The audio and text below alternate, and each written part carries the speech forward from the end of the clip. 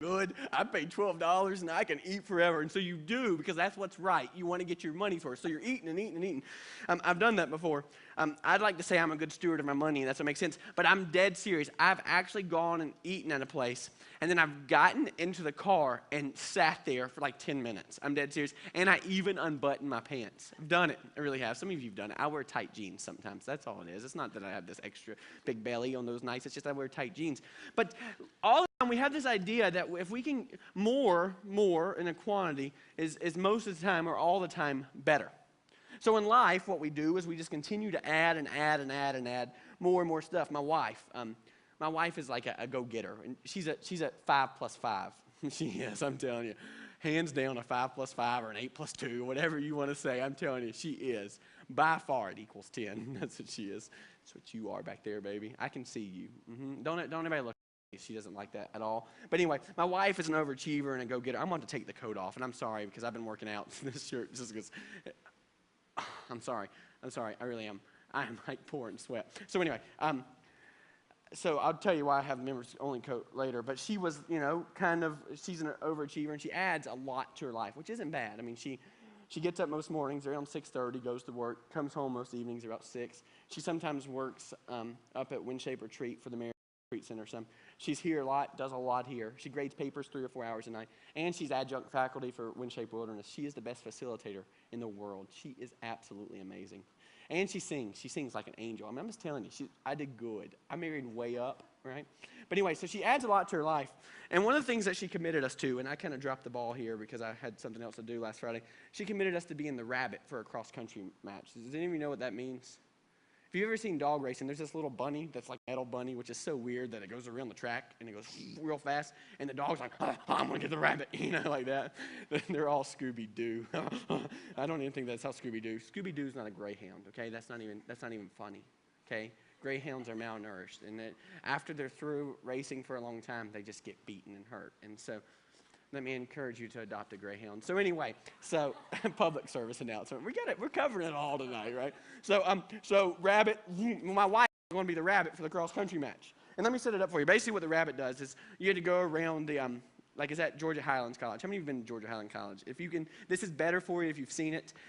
Basically, there's a big open field, and above the open field, there's like a hill going back this way, and this is where like everybody can watch the whole race. And then there's this. Used to be a lake. It's not much of a lake anymore. They run around like 2 miles. They run fast. Those little boys and girls are fast like lightning. That's like the lightning sound. So they're cross country. So Julie is on her bike, and she's going to be the rabbit. We did it last year. I actually was the rabbit. She was the follow-up person, which is ridiculous because you can walk, but some of those kids are just slow. But some of them are real fast, and then we already covered that. So anyway, so Julie's riding the bike. She has to ride around. The little kids are like, I'm going to chase Julie. But they call her Miss Roberts because she's a teacher. She's a good teacher. She really is. She's an 8 plus 2 all the time. But anyway, so here's the situation. 4 o'clock, there's a race, a big, important race, I guess. Pepperell Middle School sponsored. Wife works at Pepperell Middle School, so she's just going to save the day and be the rabbit. She hadn't even been at school today. She's been at the county office making up lesson plans for a unit, and I have no idea what that means, but it's important. I know it is. It really is important. I'm not even being facetious. It's a big deal. So anyway, so she has to leave there and go to the race. Well, she leaves a little late because she's a go-getter and because her plate's pretty full. So she doesn't even arrive this was last Friday, she didn't even arrive to Georgia Highlands until 4 o'clock or something like that. The race was starting. And she's got to get on the spandex. You know what I'm talking about, the spandex shorts. But she wears shorts over them. Guys, don't even think about my wife in spandex. You hear me? So she got on her biking outfit. She didn't wear a helmet, which is important for the details of the rest of the story. That's not funny at all. These are guys from Chattanooga. Welcome, guys from Chattanooga. But anyway, so she had to take the bike off the car, which is a big deal. The bike's not real heavy, but heavy. And she takes the bike off the car, and she hops on the bike, and she's thinking, wow, I got to go ways, got to go down a hill, got to do all these things. Well, she's going to rush, and she's in a hurry. She's got a lot going on, and so she hops on the bike and she starts pedaling. Like I'm talking about Lance Armstrong fast. My wife, she's like a 6 plus 4, dead serious, and so she's pedaling real fast, and basically there's the hill. All the parents on the hill. There's a videotape, and everybody's at the starting line, even the guy with the gun, which is kind of creepy to me. What if he were to trip in the middle of that, right? So, or what if the bullet were to come back down? Which I assume, but anyway. So there is the cross country. They're all like this right here, I think. And so she's coming down the hill. I don't think they're actually doing that. And she's pedaling fast. I mean, she's going like 60 miles an hour minus about 30 of those.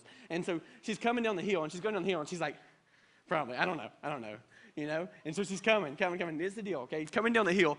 This is so ridiculous. All these people are watching, like, waiting on you, Julie. Let's go. Look, you should have been here a long time ago. And so she's coming down the hill.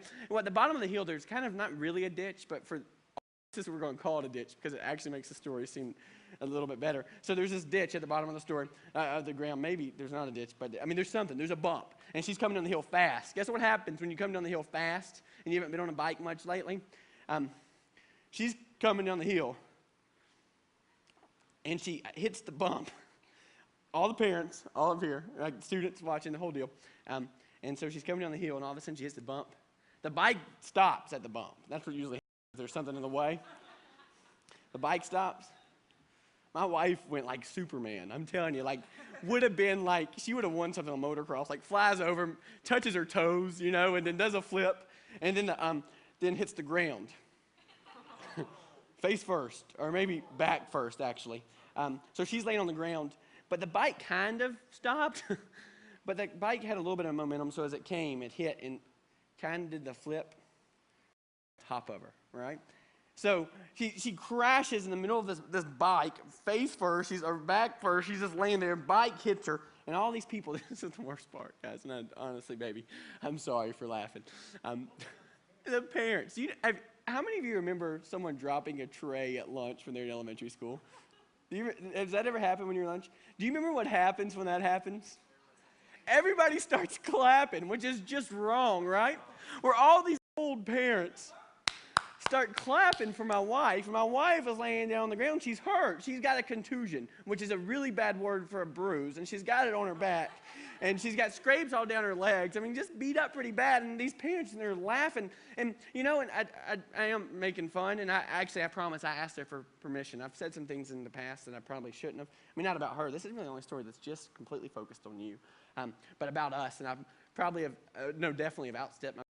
But, you know, I think sometimes in our life, or all of us are say, you know, well, it's busy. Well, I'm busy. Life is busy. I got so much going on. There's so much going on. And in Scripture, the same thing happens all over, all the time. And busy, busy, busy. And then I think we have this misconception that at some point, our busyness is going to slow down. You know, when I was in school, or when Julie was in school, we were like, you know, well, once we get past our junior block's pretty tough. Once we get past our junior year, then it will slow down. Well, once we graduate, it will slow down. Well, once we get married and have our own place, we'll be able to spend our time together at night, so we won't take up as much of each other's time, and it will slow down. Well, here's the deal. Life really, truly just doesn't slow down unless you make it. So what happens time and time again is we have so much on our plate, and we try, and we have all these balls in the air, and we're trying to juggle all these swords or whatever, and we're juggling all these different things, where eventually we have so much up in the air that we can't catch any of it, and it all just hits the ground, and sometimes we just end up flat on our face. But here's what I've always been told. I've been told it from a pulpit, out of a Bible. Someone will say, well, God, don't worry, Josh. God will never give you or allow you to have more than you can handle. Any of you ever heard that?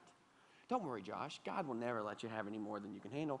God will never, ever give you more than you can handle. Okay, I'll take that.